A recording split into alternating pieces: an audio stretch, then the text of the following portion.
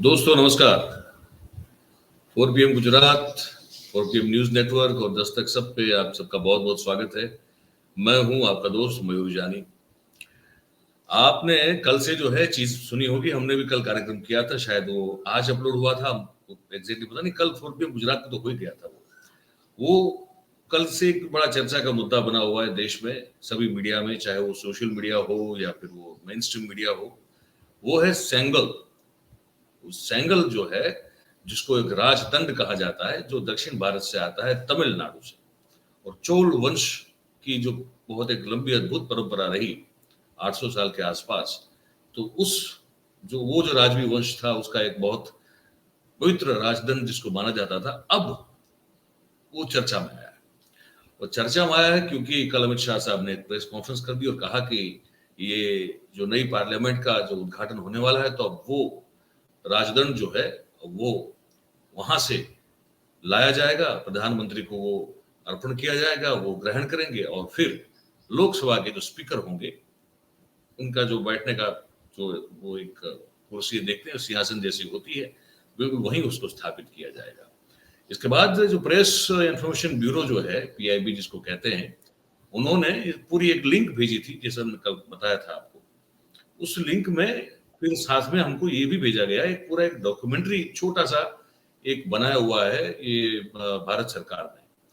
हमने वो देखा तो हमको बड़ा इंटरेस्टिंग लगा, क्योंकि अब जवाहरलाल नेहरू ने जब 14 अगस्त 1947 को रात को इस राजदंड को स्वीकार किया था, अधिग्रहण उसका ग्रहण किया था, और उसके बाद फिर वो, क्योंकि वो तामझाम वाला मामला वो नहीं उस समय हुआ करता था, नहीं इतनी सारी जो है वो क्या कहते हैं कि चकाचौंध करने वाला वातावरण खड़ा करने की कोशिश उस समय नहीं होती थी। उतनी होती है, हर एक राजनेता कुछ न कुछ तो ऐसा करता है, लेकिन मात्रा में फर्क होता है। तो उस समय उतनी बड़ी मात्रा नहीं थी, लेकिन अब तो चकाचौंध और नयनरम्य दृश्य और दिल को मतलब छू लेने वाले ऐसे नजारे मिल जाए देखने को, तो उसी को सर्जन करने की कोशिश होती रहती है। तो इसी के चलते फिर ये एक छोटी सी एक जो है वीडियो, जिसको डॉक्यूमेंट्री कह सकते हैं, या तो उस समय की हुई घटना का एक चित्रण कह सकते हैं, वो भारत सरकार ने बनाया। हमने देखा तो हमको वो बड़ा अच्छा लगा, तो हमने कहा कि हम आपको भी दिखा दें, तो आप देख लीजिए इसको। इसमें कोई ना कटाक्ष है, ना कोई सटायर है, ना हम कोई इसमें टीका टिप्पणी करना चाहते हैं, लेकिन ये कुछ ऐसी जानकारी है जो मुझे लगता है कि दर्शकों को, आप सबको मिलनी चाहिए। पॉलिटिकल एंगल से इसको अब जो दिखाने जा रहे हैं, तो उसमें कोई पॉलिटिकल एंगल ना देखने का है ना दिखाने का है, बस वो एक हमारा इतिहास है। इसको आप देखिए, मैं चाहता हूं तो आप इसका आनंद उठाइए। मैं अब ये प्ले कर रहा हूं।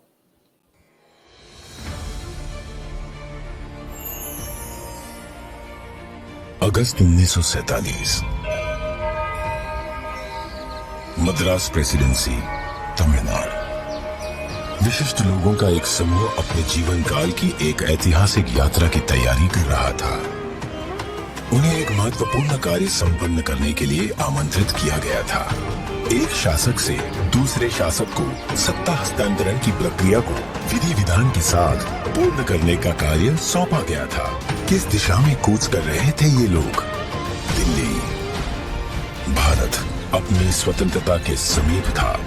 ब्रिटिश शासन से मुक्ति की बेला थी। स्वराज के लिए संघर्ष में हजारों गिरफ्तार हुए और मारे गए, और दशकों बाद राष्ट्र अपने लक्ष्य के समीप था। वो लक्ष्य था स्वाधीनता, स्वतंत्रता।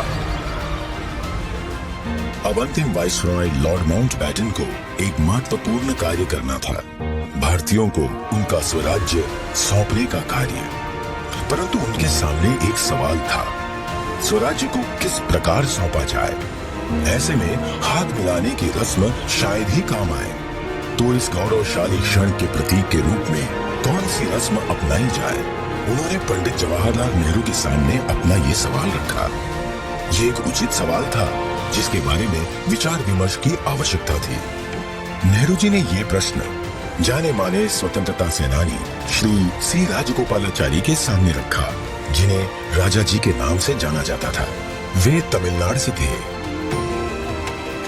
नेहरू राजा जी की विद्वता और भारतीय परंपराओं और सभ्यताओं पर उनके ज्ञान का सम्मान करते थे। राजा जी को इसका समाधान भारत के गौरवशाली अतीत में मिला। तमिलनाडु के चोला साम्राज्य में, जो भारत के प्राचीनतम और दीर्घ काल तक चलने वाले साम्राज्यों में से एक था, एक चोया सम्राट से दूसरे सम्राट को सत्ता का हस्तांतरण नीति परायणता के प्रतीक अर्थात सेंगोल सौंप कर किया जाता था। भगवान शिव के आशीर्वाद का आवाहन करते हुए उस समय के महत्व द्वारा सेंगोल को आशीष प्राप्त होता था, क्योंकि चोला शिव के प्रबल भक्त थे। उनके द्वारा स्थापित हजारों वर्ष पुराने मंदिरों में आज भी पूजा की जाती है। राजा जी ने इसी परंपरा और समारोह के आयोजन की सलाह दी, जिसे नेहरू जी ने स्वीकार किया। राजा जी ने बिना समय गवाए इस समारोह के लिए प्रमुख धार्मिक मठ या आश्रम तिरुववड़दुरई आदीनम से संपर्क किया, जिसे 5 सदियों पहले स्थापित किया गया था और ये तब से चोया भूमि के केंद्र में स्थित है और आज तक कार्यरत है।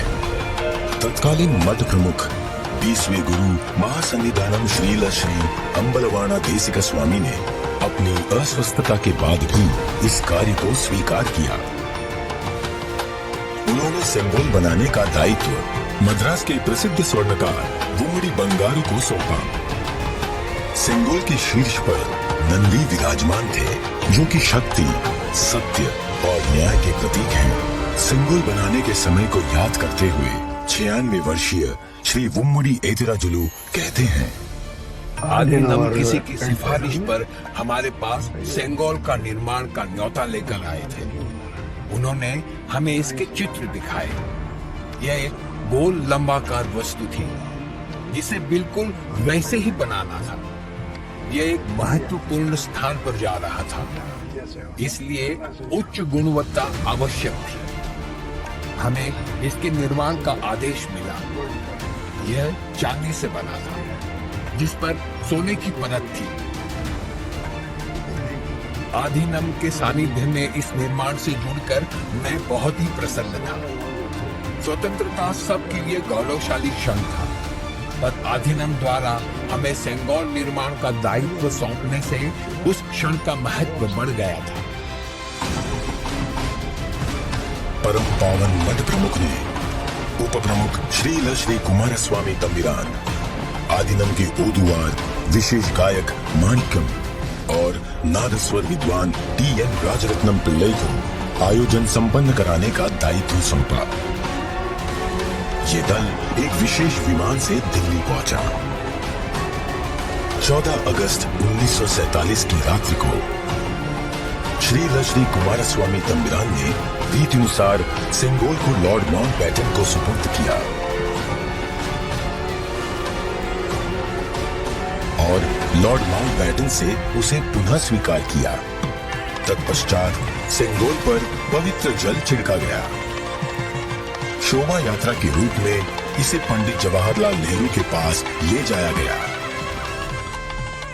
इस अवसर पर ओदुवार ने तमिल संत तिरुज्ञान संबंदर द्वारा रचित कोलर पदिगम से श्लोकों का पठन किया। महंत ने नेहरू जी को पीतांबर पहनाते हुए उन्हें रीतिनुसार सेंगोल सौंपा।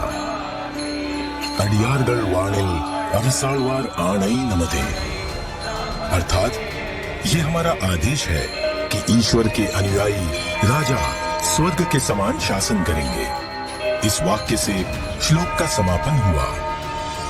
इस प्रकार 1000 वर्ष पूर्व की सभ्यतागत प्रथा के अनुसार दक्षिण और उत्तर के असाधारण एकीकरण द्वारा राष्ट्र को एक सूत्र में पिरोते हुए शासन का हस्तांतरण हुआ।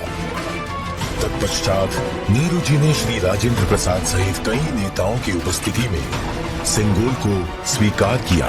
आगे चलकर श्री राजेंद्र प्रसाद भारत के प्रथम राष्ट्रपति बने। इस ऐतिहासिक घटना का उल्लेख व प्रकाशन राष्ट्रीय और अंतर्राष्ट्रीय मीडिया में किया गया।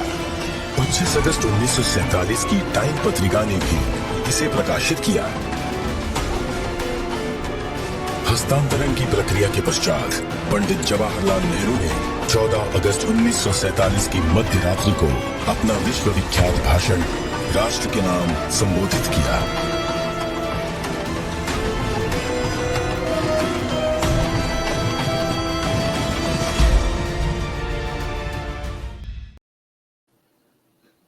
तो ये है पूरी ये सेंगोल की कहानी।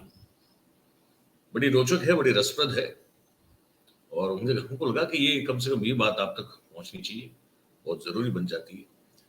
ये हमारा इतिहास है, और ये जो राजदंड है ये न्याय, निष्पक्षता और नीति परायणता का प्रतीक है, ये कहा जाता है इसके बारे में। तो जो लोग, जो शासक इसको ग्रहण करते हैं, उसकी जिम्मेदारी बन जाती है कि वो न्यायोचित बर्ताव करे, निष्पक्ष रूप से बर्ताव करे, और नीति परायणता जो है उसको पकड़ के चले, नीति परायण होके शासन करे। अब मैंने जैसे कहा कि इस पूरे कार्यक्रम में मैं कोई पॉलिटिकल टिप्पणी नहीं करूंगा, तो मैं सिर्फ इतना ही कहूंगा, इसका ये इस राजदंड का एक ये भी मतलब बताया जाता है। अब आपको ये कार्यक्रम जो है हमने दिखाया, आपको कैसा लगा, ये आप नीचे जो कमेंट बॉक्स है उसमें आप हमको जरूर बताएं, और अगर फिर अच्छा लगा हो तो लाइक करें, जरूर से शेयर करें, सब्सक्राइब करें, करवाएं और लोगों से, और हमारे साथ जो है जुड़े रहिए हमेशा, यही उम्मीद है आप सबसे। आप सबका बहुत बहुत धन्यवाद। Thank you very much. नमस्कार।